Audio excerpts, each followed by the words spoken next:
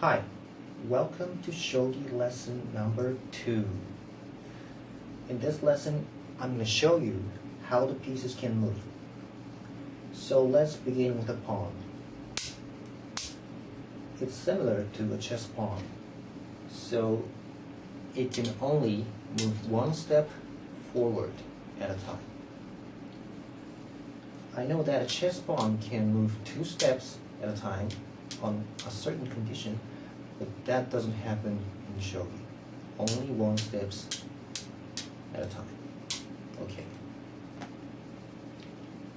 Next, a lance. A lance can move forward as far as to the end of the board. So it can touch any of these squares. So it kind of moves like a lance, but never can go back, only forward. Okay.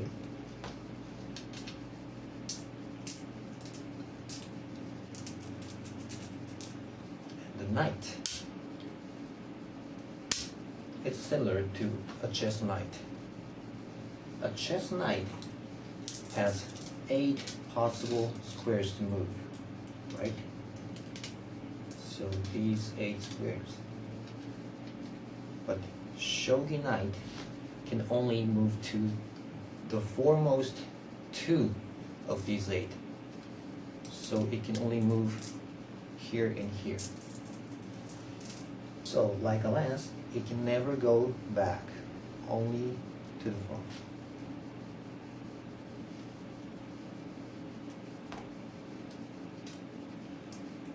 Okay, then let's go to a king.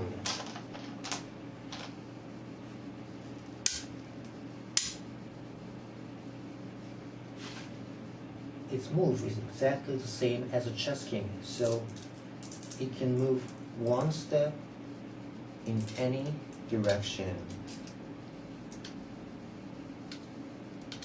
Okay. It's simple. And now gold and silver generals.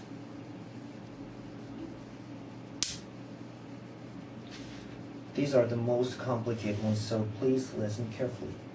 First, we make the same motion as a king.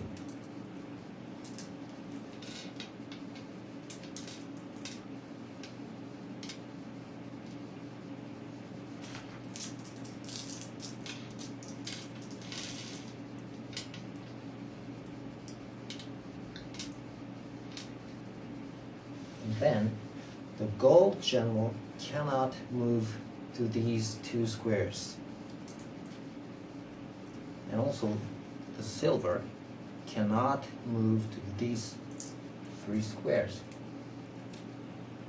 So these 2 squares are the weak points for gold general. And these 3 squares are the weak points of silver, side and the bottom. Or you can understand in this way. There's another way to learn. First, a gold can move 1 step forward, backward, and to the side. So it's like a cross.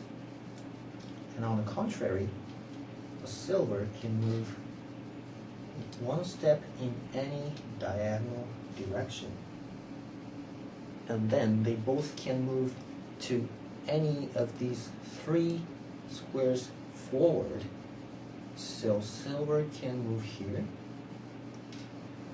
gold can move here.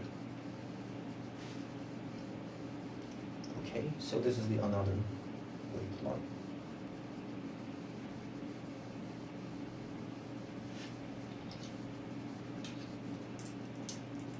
Okay.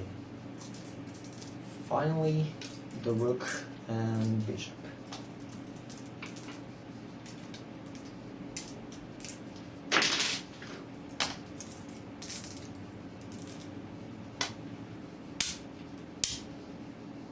The rook can move as far as it wants to, horizontally and vertically.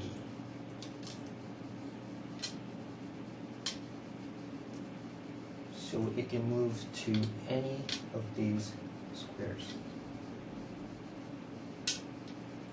So it's same as a chess rook.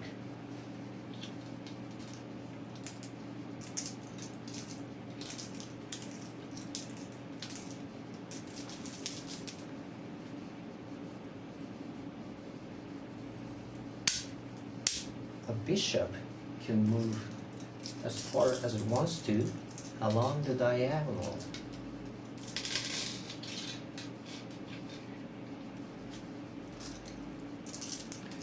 So in this case, it can touch any of these squares. How many squares can it touch? 1, 2, 3, 4.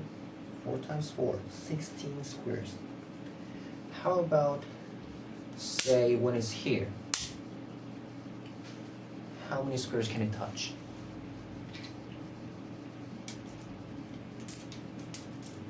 1, 2, 3, 4, 5, 6, 7, 8.